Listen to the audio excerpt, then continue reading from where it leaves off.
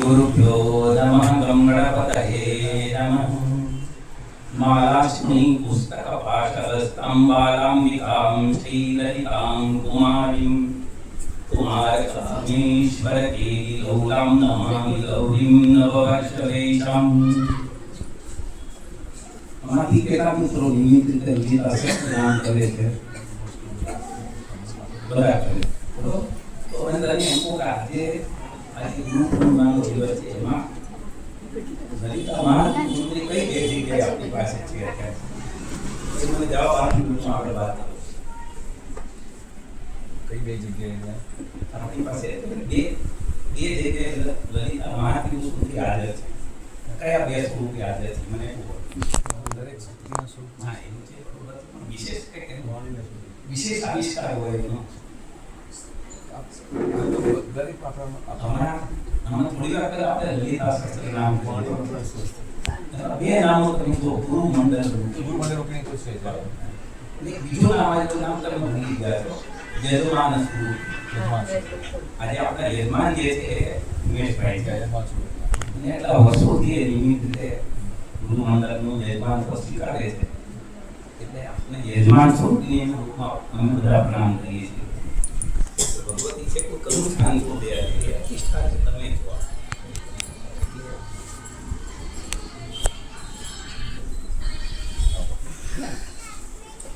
ગુરુ છે ગુરુની પાસે તમામ શક્તિઓ હોય તમામ શક્તિઓ હોય તો એ બધી શક્તિઓ આપણી પાસે કેમ નથી આવી જતી પહેલો પ્રશ્ન છે. ગુરુ પાસે જે છે બધું આવતું જોઈએ આપણી પાસે કેમ નથી આવતું એનું કારણ એ છે કે ગુરુ તરફ આપણું સમર્પણ ભાવ ઓછો છે. ગુરુને કંઈ થયું હોય ને આપણને તો હજારોમાં ગુરુ બેઠા ખબર પડે મારા ગુરુ બીમાર છે મારા ગુરુને ખબર પૂછું તો ગુરુની બધી શક્તિઓ આપણી પાસે આવી જાય. ગુરુની સાથે તાકાતમાં કેટલું આપણું મહત્વની વસ્તુ બરોબર ગુરુ આપણે કહીએ આપણું કે ગુરુની સાથે આપણું કેટલું ઇન્વોલ્વમેન્ટ છે. ગુરુને કશું થતું હોય તો જ્યારે શિષ્યને ખબર પડે કે મારા ગુરુ કંઈક મુશ્કેલીમાં છે ત્યારે ગુરુને ખબર પડે મારો શિષ્ય મુશ્કેલીમાં છે. બંનેના આત્મા એટલા બધા એક જોડાઈ ગયા હોય. શંકરાચાર્ય ઉપર જ્યારે કાશ્મીરની અંદર આપણને હુમલો થયો ત્યારે એનો શિષ્ય તો ઘણા બધા દૂર બેઠો હતો. એને ખબર પડી મારા ગુરુ ઉપર કંઈક આફત છે. એ કઈ રીતે આવ્યો એ તો જગદંબા આવી હોય એને પણ આવીને એને નરસિંહ ભગવાનનું રૂપ ધારણ કર્યું અને ઋષિ અવતાર લઈને એને કાપાલિકને મારી નાખ્યો ખડકથી. કારણ કે શંકરાચાર્ય તો મોક્ષ માર્ગી હતા એટલે તો કોઈની હિંસા ન કરે. તો આ શિષ્ય છે એવો જ્યારે બને ત્યારે ગુરુ એના ઉપર થોડે કરાય વળશે બરોબર. મને એવું લાગે છે કાયમ માટે જ્યારે સવારમાં હું જાગું સૌથી પહેલાં મારું પ્રાતઃ સ્મરણમાં ગુરુ ના કરું પછી મને એમ થાય કે ગુરુની મારા ઉપર આશીર્વાદ વરસે છે. જ્યારે લખવા પૂછું ત્યારે મારે એનો પર ગુરુ આવે અને મને એવા બધા વર્ષો મળે કે જે વર્ષો કોઈને મળ્યા મળ્યા સુધીમાં. હમણાં કૌસ્તુભાઈ લઘુ સ્તર ઉપર મેં કામ કર્યું. લઘુ સ્તર ઉપર 15 સમૂહ પાઠ આવ્યો અને એના જે ગુપ્ત વર્ષો હતા બધા ગુરુજીની કૃપાથી મને મળ્યા. એટલે ગુરુ છે એ ગુરુની સાથે ગમે ત્યારે તમે મનથી હૃદયથી આત્માથી શબ્દથી જે રીતે જોડાઈ શકાય રીતે જોડાયા તો પછી એ જે આખો અનુભવ છે એ જુદો હશે. તમારે કશું નહીં કરવું પડે કે ગુરુ પોતે જે નૌકા છે ગુરુ મંડળ રુદ્રની જે કહે છે અને એ બિલકુલ સાચું છે. બીજી વસ્તુ કે એમને માઇક પાસે અભિનવ ગુપ્ત છે એ અભિનવ ગુપ્ત શિવ દર્શનના મોટા આચાર્ય હતા અને એને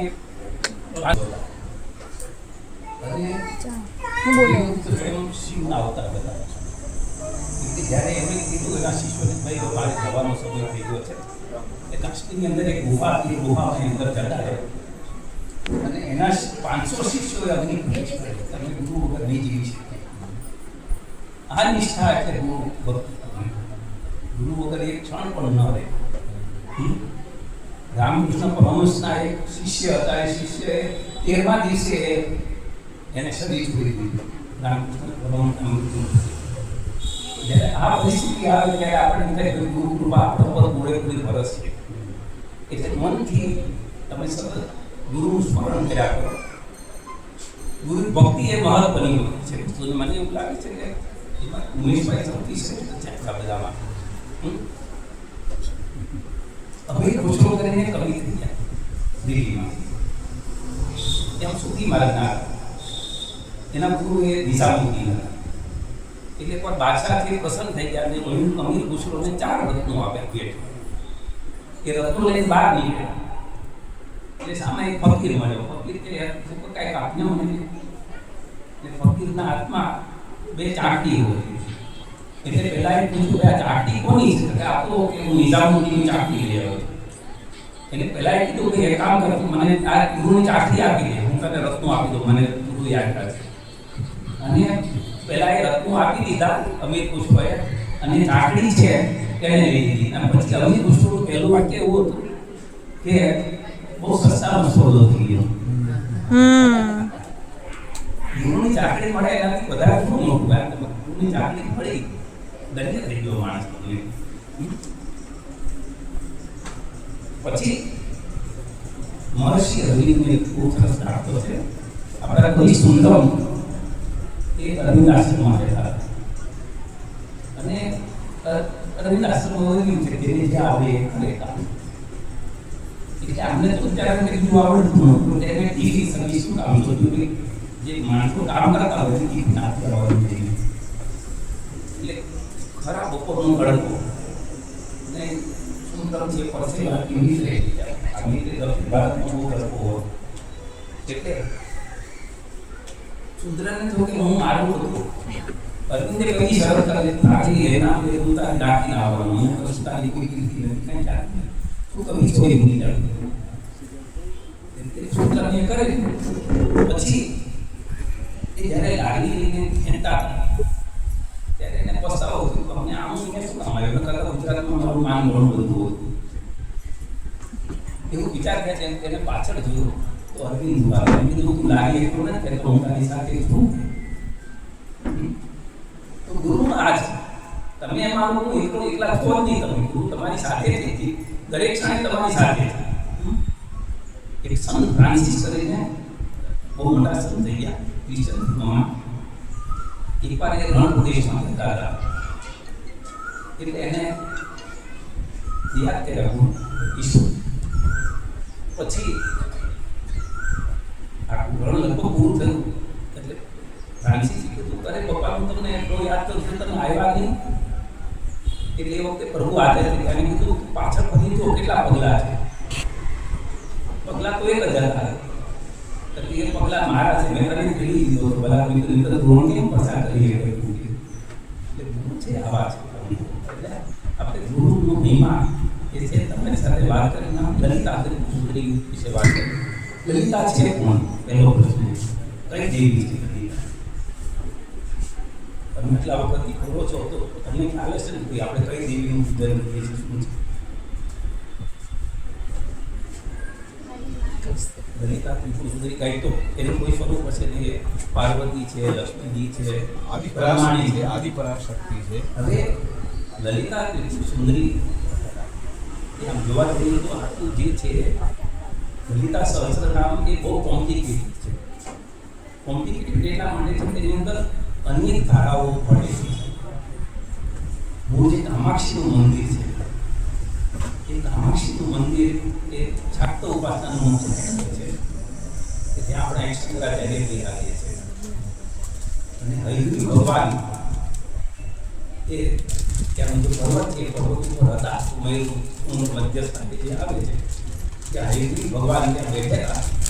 અને એની પાસે અગસ્ત્ય મુનિ એ શાક્ત તત્વોને જાણવા માટે આવ્યા. અને એ વખતે જે સંવાદ થયો એ સંવાદના ભાગ રૂપે આ આખું નામ સૂત્ર લખાયું.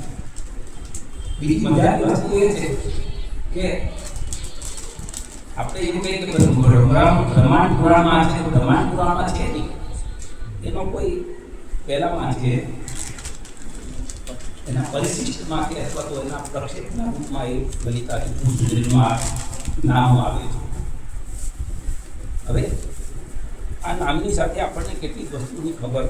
એક તો પહેલાં એ વાર્તા શું છે એ જાણવું જોઈએ, જે લલિતોપાખ્યાનમાં આપેલી છે. એટલે લલિતા અને મહાત્રિપુર અથવા મહાકેશ કામેશ્વર અને મહાકામેશ્વર એ બીજું કોઈ નથી, એ ભગવાન શિવ અને પાર્વતી નામ છે. ભંડાસુર નામનો એક અસુર હતો અને એ અસુર ક્યાંથી ઉત્પન્ન થયો? જ્યારે ભગવાન શિવે કામદેવને બાળી નાખ્યો ત્યારે એની જે રાખ હતી એ રાખમાંથી ગણેશ ભગવાને ભંડાસુરને બનાવ્યો.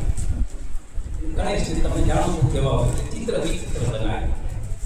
એટલે એને કારણે એને બધા કે આ ભંડ છે, ભંડ છે, એટલે કદરૂપો છે, નાવો છે, એટલે નામ ભંડાસુર પડી ગયું. હવે ભંડાસુરે 60,000 વર્ષ સુધી તપ કર્યો અને એને કારણે શિવજી એને વરદાન આપ્યા અને એને કારણે એ મહાપ્રતાપી પશુ બની ગયો. હવે તમે જાણો છો કે શુક્રાચાર્ય છે દાનવના ગુરુ છે. એટલે શુક્રાચાર્ય તો પરમ ઉપાસક શિવજીના અને મૃત સંજીવની વિદ્યા એ શુક્રાચાર્યએ સર્જેલી છે. બહુ અદભુત વિદ્યા છે, એના વિશે ક્યારે વાત કરીશું. પણ એ શુક્રાચાર્યએ ભંડાસુરને કીધું તું મહામાયાની ઉપાસના કરે, કેમ કે આ બધો જે પ્રપંચ સૃષ્ટિનો છે, આ જે છે બધું એના દ્વારા છે. પણ જેમ રાવણના ખરા મંત્રીઓ હતા એમ ભંડાસુરના મંત્રીઓ એવા જોઈએ ને, અસુરના મંત્રીઓ કેવા હોય. એટલે મંત્રીઓએ કીધું ભાઈ આ બધું આપણે કઈ ઉપાસના કરાય નહીં, એના કરતા દેવોને હેરાન કરો બને એટલા. એનું સંતોષ નહીં લીધું અને દેવોને બધા હેરાન કરવા માંડ્યા ભેગા થઈને. પછી બધા દેવતાઓ ભેગા થઈને જગદંબાની સ્તુતિ. તમે જુઓ તો આખો જે શક્તિવાદ છે એ શક્તિવાદ એ પછી લલિતા ત્રિપુરની કથામાં હોય, લલિતોપાખ્યાનમાં હોય, ચંડીપાઠમાં હોય, મૂળ વસ્તુ નિત્ય વસા જગન્મૂર્તિ તયા સર્વમિદં. જગન્મૂર્તિ તો જે વસ્તુ જગન્મૂર્તિ તો એ કાય માટે છે. શક્તિ વગર તો શિવ હોઈ શકે છે, શિવ વગર શક્તિ ન હોય. પણ એ નિત્યા હોવા છતાં પણ શું કામ આવે છે વારંવાર? તો એનો જવાબ એ ચંડીપાઠમાં આપેલો છે. નિત્ય વસા જગન્મૂર્તિ તયા સર્વમિદં તતમ તથા તથાપિ તત્સમુત્પત્તિ બહુધા શ્રૂયતામ. છતાં એની ઉત્પત્તિ વારંવાર થાય છે. કેમ? દેવાનામ કાર્ય સિદ્ધ્યતમ આવિર્ભવતિ સા યદા ઉત્પન્નેતિ તથા લોકે સા નિત્યાપ્ય વિધીયતે. આ નિત્યા મહાત્રિપુર સુંદરી પરાશક્તિ, કુંડલિની શક્તિ, બ્રહ્માંડની અનેક કોટી બ્રહ્માંડની જનની એ માત્ર દેવોના એના બાળકો છે બધા. એટલે બાળકોનું રક્ષણ કરવા માટે મા જે આત્મા વહેરણ લઈને નીકળે, વેગ લઈને નીકળે, એમાં મા આત્મા હથિયારો લઈને હાજર થઈ જાય. એવી આ મા એ ભંડાસુરના ત્રાસથી દેવોને બચાવવા માટે એને ચિદગ્નિના કુંડમાંથી એને સ્વરૂપ ધારણ કર્યું. તમે દક્ષિણની કથા જુઓ તો પણ એમાં સતી છે, અગ્નિમાં સળગી જાઓ. શક્તિ કોઈ સળગે નહીં, શક્તિનું રૂપ ધારણ કરે. તમે શક્તિવાદનો એક નિયમ છે. વિજ્ઞાન એમ કહે છે કે કોઈ પણ શક્તિ નાશ નથી પામતી. વિદ્યુત શક્તિમાંથી એ ગતિ શક્તિમાં રૂપાંતર થાય, ગતિમાંથી ઉર્જામાં રૂપાંતર થાય. એટલે આ જે શક્તિ છે એ શક્તિ ચિદગ્નિમાંથી ઉત્પન્ન થઈ એની ઈચ્છા હતી. એટલા નિજાતના રૂપ નિગમ. તમે લલિતા ત્રિપુર સુધીના જે નામો છે સમજો, નિજાતના રૂપ નિગમ. નિગમ એટલે વેદો પણ ઉત્પન્ન કરે, પોતાની આજ્ઞાથી વેદો ઉત્પન્ન થાય, ઉત્પન્ન કરી શકે નહીં. એટલે જ્ઞાનની પૂરેપૂરી અધિષ્ઠાત્રી એ મહામાયા મહાશક્તિ છે.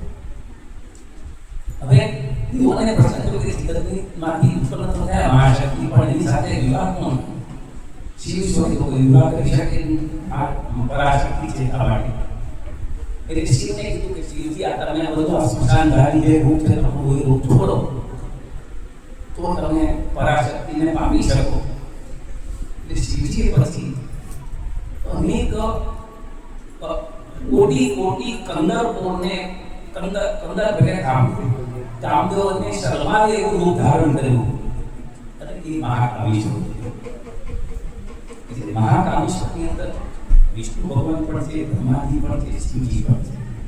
અને મહાત્રિપુર શક્તિની અંદર ત્રિપુર, આપણા શરીરની અંદર ત્રણ પુર એટલે નગરો છે. તમને ખબર છે ત્રણ નગર છે શરીરની અંદર.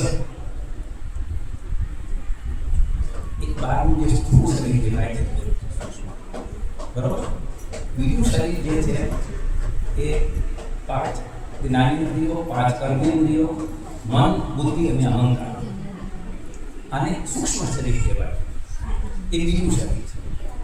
અને ત્રીજું શરીર છે જીવાત્માની સાથે વાસનાઓ જે જોડાયેલી છે, વાસનાત્મક શરીર છે. આ ત્રણ ગુણની જે રક્ષા કરે એનું નામ ત્રિપુર સુંદરી. બરોબર. એટલે મહાત્રિપુર સુંદરી છે એ બ્રહ્માંડને પણ 3 ગુણ છે. એમાં પૃથ્વી છે, અંતરિક્ષ છે અને વર્ગ છે. એટલે બધાને 3 ગુણ છે.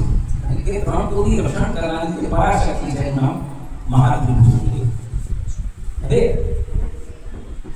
બ્રહ્માજી મૈદાનની નગરી બનાવી દીધી અને બ્રહ્માએ શસ્ત્રો ન સ્પર્શે એવું વરદાન આપ્યું. વિજય ધનુષ્ય મળ્યું અને વિષ્ણુ ભગવાન તરફથી શરૂઆતમાં તો ભંડાસુર ધાર્મિક હતો, પણ ધીમે ધીમે કરીને એની ધર્મની વૃત્તિઓ ખસી ગઈ, વિલાસી થઈ ગયો અને ઘણા બધા 1000 વર્ષો સુધી એને સુખ શાંતિ ભોગવી. અને ત્યાં સુધી દેવો બધા સ્વર્ગથી વંચિત થઈ ગયા. હવે પ્રશ્ન એ છે કે દેવીએ શક્તિ સૈન્ય ઊભું કર્યું. ચંડી પાઠમાં આપણે લીધું છે દેવી પાસે કયું સૈન્ય હતું? જ્યારે મહિષાસુર નામનો અસુર ઉત્પન્ન થયો ત્યારે બધા દેવો ભેગા થયા. દેવો બધા નિસ્તેજ થઈ ગયા હતા. અને એ વખતે એ લોકોએ દેવોના શરીરમાંથી બધી શક્તિઓ ભેગી થઈ, એમાંથી એક મહાશક્તિ ઉત્પન્ન થઈ. એ શક્તિએ મહિષાસુરને હરાવ્યો. ફરી પાછો બીજા શુંભ અને નિશુંભ નામના અસુર ઉત્પન્ન થયા. ત્યારે પાર્વતીના શરીરમાંથી મહાશક્તિ જુદી પડી કૌશિકી નામની, અને કૌશિકીના શરીરમાંથી બીજી શક્તિઓ ઉત્પન્ન થઈ બધી જુદા દેવોની. અને એ લોકોએ સિંહ, શુંભ અને નિશુંભની સાથે લડાઈ કરી. તમે જુઓ તો શક્તિ એક જ છે અને અનેક છે. અનેક હોવા છતાં એક ક્યારે થઈ જાય એ ખબર પડતી નથી. એ શક્તિની મરજી છે. શક્તિના 5 જે મહાન આયામો છે એ 5: જ્ઞાન શક્તિ, ક્રિયા શક્તિ, ઈચ્છા શક્તિ, ચિત્ત શક્તિ અને આનંદ શક્તિ. એટલે પેલો નિશુંભ અને શુંભ એને પડકાર કરે છે કે આટલી બધી સ્ત્રીઓને તું લડવા આવે છે, અને તને માનતા તો એ લડવાની છે. એ વખતે માતાજી જવાબ આપે, એકી વાહમ જગત્યત્ર વિદ્યાતા મહાપરા. મારા સિવાય બીજું છે જ કોણ? જો આ બધી શક્તિઓ મારામાં સમાઈ જાય છે, એ આજ્ઞા કરે છે એની સાથે બધી શક્તિઓ ફરી પાછી દેવીમાં સમાઈ જાય છે. બસ એ જ સિદ્ધાંત ઉપર લલિતો ઉપાખ્યાન આગળ વધે છે. તમે જુઓ તો હવે લલિતા સહસ્રનામનો પાઠ શું કામ કરવાનો અને એ બતાવો. તમે બધા જ્ઞાની પૂછો છો ના શું કામ પાઠ કરો છો? એ ચિંતા કરીને તમે તો એના વિશે વાત. પશ્ચિમ બંગાળની અંદર ગીત ગોવિંદનો પ્રચાર છે.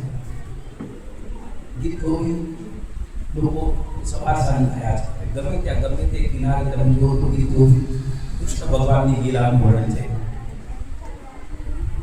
લલિતા એક વખત એક ખેડૂત ખેતરમાં કામ કરતો અને ગીત ગોવિંદ બધાને મોઢે હોય કે અભણ માણસને મોઢે ગીત. એટલે ગીત ગોવિંદ ગાતું એ કામ કરતો. ખેતરમાં પાક બનાવે, પાણી વાળે, નીકળું કરે. સાંજે જ્યારે પૂજારી મંદિર ભર્યું ત્યારે કૃષ્ણ ભગવાનની મૂર્તિમાં કાંટા પૂછેલા હતા. એક પ્રકારની શરીર અનાદિયા પિતાંબર બધા કાદવ્યા થઈ ગયા. એટલે પૂજારીએ કીધું કે આવું કેમ થયું? ભગવાનને આપણે સવારે નવડાવ્યા હતા, રાત થયો તો બધું થયું, આવું કેમ થયું? પછી એકદમ પૂજારીએ પૂછ્યું કે આમાંથી કોઈ ગીત ગોવિંદ ગાતું તમારામાંથી? એટલે ખેડૂતે કીધું હું ગાતો ગીત ગોવિંદ, ખેતરમાં કામ કરતો. એટલે ત્યારથી પછી નક્કી કર્યું કે ગીત ગોવિંદ ગમે ત્યાં ન ગાવ, કેમ કે કે ભગવાનને પાછળ ફરવું પડે. એટલે લલિતા ત્રિપુર સુંદરીનો આચાર જે મહાત્રિપુર સુંદરીના જે છે લલિતા સહસ્ત્રોચ્ચાર એ માત્ર યોગ્ય જગ્યાએ કરવા મનમાં યાદ કરાય પણ હંમેશા માતાજી હાજર થઈ જાય. કેમ એવું થાય? કેમ કે મંત્રાધીનાહિ દેવતા, દેવતાઓ છે મંત્રને આધીન હોય છે એટલે એને હાજર થવું પડે. હવે આગળ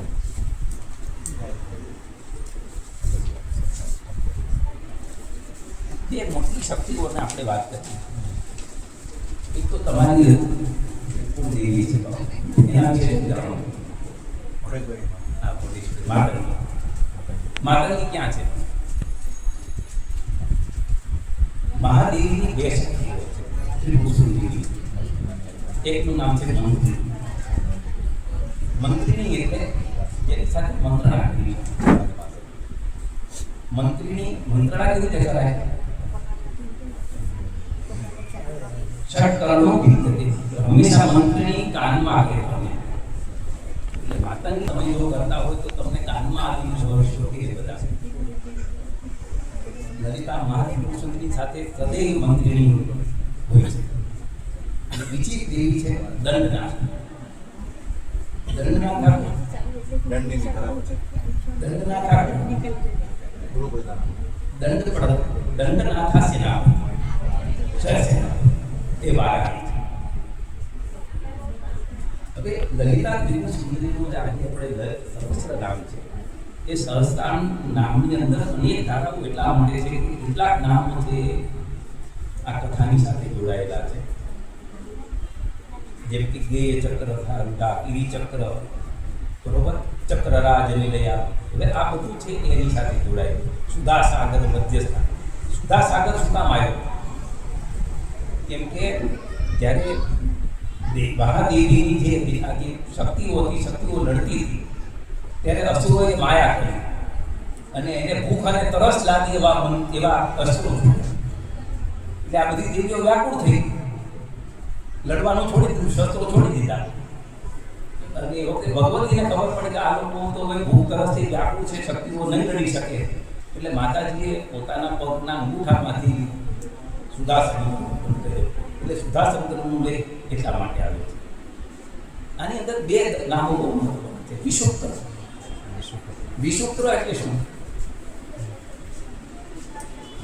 વિશુક્ર એનો મોટા મોટો સેનાપતિ છે. વિશુક્ર છે એવી માયા ઉત્પન્ન કરે છે. જો આપણે બધા વિશુક્ર થઈએ, વિશુક્રના પ્રભાવમાં છીએ. માણસ જ્યારે હતોત્સાહ થાય ત્યારે વિશુક્ર થાય. મારાથી આ નહીં થાય, મારાથી આ નહીં થાય, હું કામ લડું, મારે કાંઈ લડવાનું પ્રયોજન નથી. દેવીઓનો પરિસ્થિતિ આ વિશુક્રએ આક્રમણ કર્યું ત્યારે વિઘ્નો ઉત્પન્ન કર્યા. એ વિઘ્નો કેવા કે આ બધી શક્તિઓનો ઉત્પન્ન કે આપણે કોને માટે લડવાનું? આપણે તો ત્રિપુર સુંદરીને ઓળખતા નથી, આપણે દંડનાથાને ઓળખતા નથી, મંત્રીને ઓળખતા નથી, શું કામ લડવું આપણે? એ વખતે માતાજી ફરી પાછી કૃપા કરીને એને વિશુક્ર એની માયા દૂર કરી. એટલે હતોત્સાહ થઈએ ત્યારે આપણે માનવું કે આપણા બહુ વિશુક્ર આક્રમણ કર્યું છે. માતાજી છે એ આપણને ઉત્સાહ આપે, આપણને આ બધા જે છે એનાથી લડવાની તાકાત આપે એ મહાશક્તિ છે. અને એ રીતે વિશુક્ર પછી વિઘ્ન યંત્ર. એ વિઘ્ન યંત્રને કારણે પણ શક્તિઓ બધી હતોત્સાહ થઈ જાય છે, શસ્ત્રો છોડી દે છે. એટલે આ બહુ આપણા મનમાં થાય કે આપણે કોને માટે, સૈનિકો એમ વિચારવા માટે કોને માટે લડવાનું? તો શું થાત આપણું પાકિસ્તાનની લડાઈમાં? એટલે વારંવાર આવું થાય મારે એકલાય શું કામ મહેનત કરવાની, બીજા બધા તો આળસુ છે, મારે નથી કરવું કાંઈ. તો આ ત્યાં વિશુક્ર અને વિષમ બધા જે અસુરો છે એનાથી આપણે બચવાનું છે. લલિતા ત્રિપુર સુંદરીનું આખ્યાન છે એની અંદર જોઈએ તો એક પુરાણ કથાઓ છે. બીજું એની અંદર ષટચક્ર નિરૂપણ છે. મુદ્ગોદના સપ્ત ચિત્તા. હવે આનો અર્થ શું થયો? સાકીની બાસુરી, ડાકીની બાસુરા, ડાકીની, શાકીની, લાકીની બધા કોઈ ભૂત પ્રેત છે? આપણે જાદુ મંત્ર શીખવાડે છે માતાજી, એવું નથી. ડાકીની છે એ મૂલાધાર ચક્રની જેવી છે. લાકીણી, પછી રાખીણી એ વિશુદ્ધ ચક્રની દેવી છે.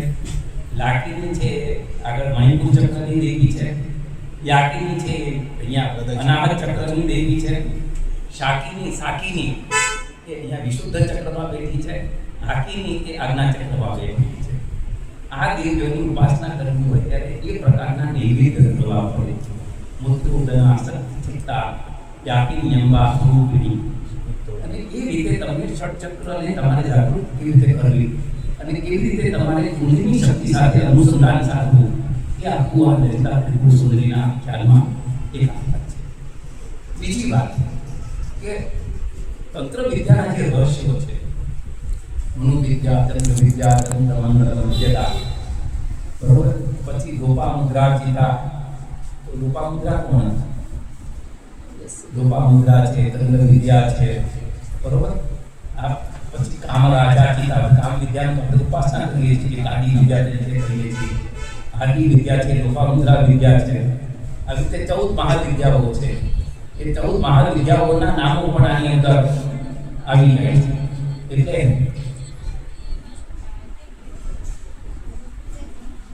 આ બધા નામો એ જોડાયેલા છે. પાંચમી વાત યોગ માર્ગની સાથે જોડાયેલું છે. કેટલાક જે નામો છે એ શિવતંત્ર અને શાકતંત્રની સાથે જોડાયેલા છે. હવે આપણે શું કરવાનું? આ બધું આપણે આપણું કંઈ જાણવું નથી, આપણું આપણે જાણી ન શકીએ, બરોબર. આપણી પાસે સમય સીમિત હોય, આપણે એક જ કામ કરવાનું, નામ પારાયણ પ્રીતા.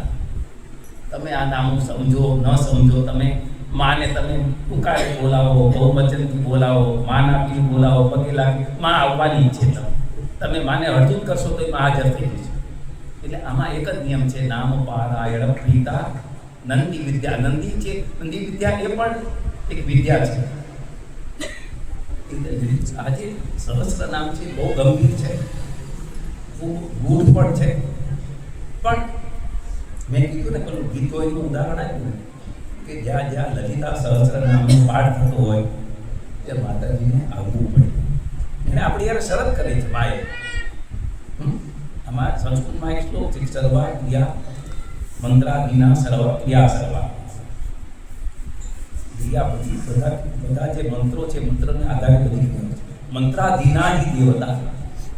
આપણને આપણા ગુરુ બાજુમાં ક્યાં છે, મંત્રો કર્યા કરો, તમે જપ કર્યા કરો, કારણ કે એને ખબર છે કે આજથી તો કાલે દેવતાને આપવું, દેવતાની પરોક્ષ સાચવી હોય, પ્રત્યક્ષ સાચવી હોય. એને જો ઘણા એમ કે ભાઈ અમને ભગવાન જોવાની વસ્તુ નથી, ભગવાનને અનુભવવાની વસ્તુ છે. એ અનુભૂતિમાં આવે. તમે જ્યારે કોઈ મુશ્કેલીમાં હોય ત્યારે તમને કોઈ અજ્ઞાન સહાય મળી જાય ત્યારે માનવાનું કે ભગવતી હાજર છે, ગુરુમંડળ હાજર છે. એટલે આ પ્રસંગે આપણી બધાને સાથે વંદન કરું છું. અને ગુરુ ભક્તિ આપણી દ્રઢ થાય, ભગવતીમાં ભક્તિ આપણી દૂર થાય. અને દરેક વસ્તુને સમજવાની કોશિશ કરી કે આપણે ધારીએ છીએ આ ખાલી નામો નથી, આની અંદર ઘણા બધા ગૂઢ અર્થો સમાયેલા છે. અને એને ધીમે ધીમે એની ઈચ્છા હોય ત્યારે સમજાય. મને ઘણા વખતથી થતું હતું મારે સમય માર્ગની ઉપાસના કેવી રીતે શોધવી. ગુરુ કૃપાથી મને મળી એ ઉપાસના, હું સમય માર્ગ પ્રમાણે કરું છું, મને બહુ આનંદ થાય છે. એક જુદી અનુભૂતિ છે. પણ આપણે બધાને આપણા હૃદયમાં બેઠેલી ભગવતીને વંદન, ગુરુમંડળને વંદન. હરે ઓમ, નમસ્કાર. આ તો ગુરુના કે ગુરુવંદના માટે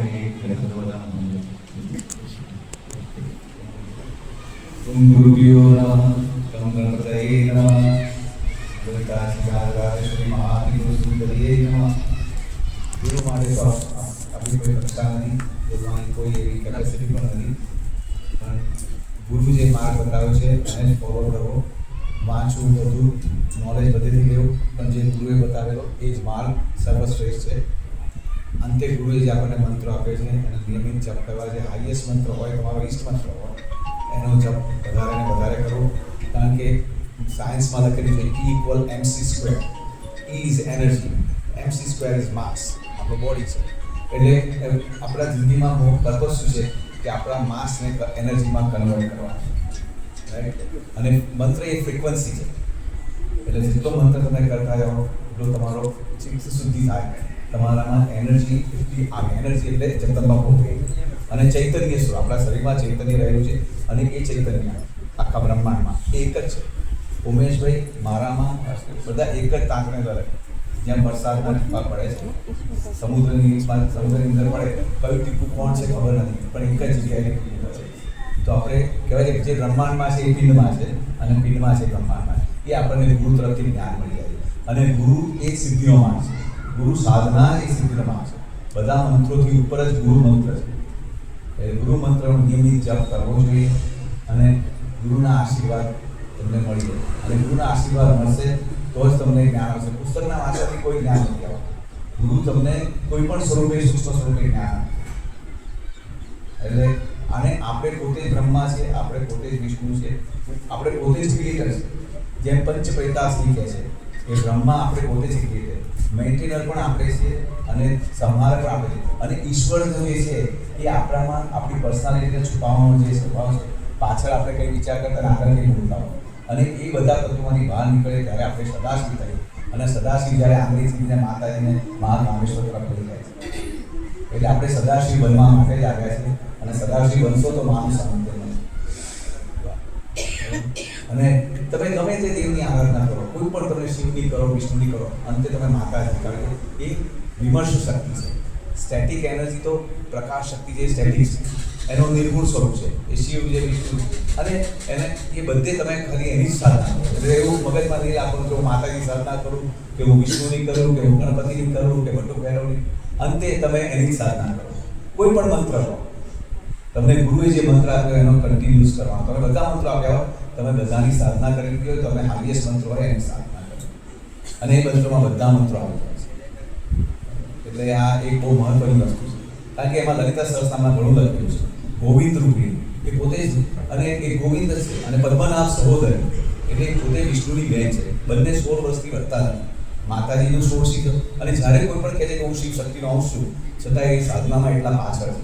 કારણ કે આપણે પોતે જ શિવ શક્તિ સ્વરૂપ છે અને એના માટે જ આ સાધના છે કે આપણે એના સ્વરૂપ થવું છે. આપણે એને સામે બોલાવી નથી. આ એક તંત્ર સાધના એક એવી છે, જગદંબાની સાધના. એમાં તમે એના સ્વરૂપ થવા માંગો. તમારે કોઈ દેવતાનું આહ્વાન તમે કરો છો કારણ કે તમે એના બધા ન્યાસ પણ તમે કરો છો, તમે એનું સ્વરૂપ બનવા માટે કરો છો.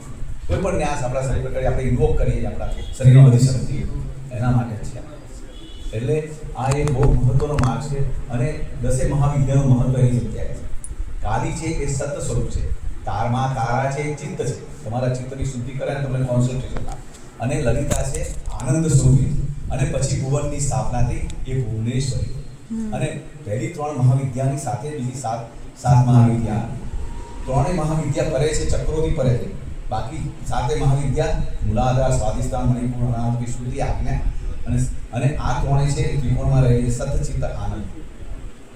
બરોબર. અને સત હોય તો ચિત્ત આવે ને આ એક જ એ છે કે આનંદ સ્વરૂપ આવે છે. અને આનંદ સ્વરૂપ તમને મોક્ષના માર્ગે લઈ જાય. શું કહે છે 10 મહાવિદ્યા? કાલી તારા મહાવિદ્યા 16 છે. એને મહાવિદ્યા કહે છે. એટલે મહાવિદ્યા એટલે આ તમને આવે તમારા, એ તમને ચૂઝ કરે છે. તમે એને ચૂઝ નથી કરતા. તમે કહો કે હું માતાજીની પાસે ના, એને તમને નક્કી કરાવી તમારા ઘરમાં આવીને બેઠે છે અને તમારી પાસે સાધના કરે. એટલે આ સાધનાનું મહત્વ બહુ વિશેષ છે અને આની સાથે સાયન્સ બનાવેલું. એટલે એક જ સમજવાનું કે આપણે બધા એક જ છે. કે મુસલમાન હોય કે હિન્દુ હોય કે ક્રિશ્ચિયન હોય, બધા એક જ છે. કોઈનામાં કોઈ ફરક નથી. જ્યારે આ ભાવ આપણને આવે એટલે આપણે માતાજી ભાઈ થઈ ગયા, પોતે એક જ સ્વરૂપ થઈ ગયા.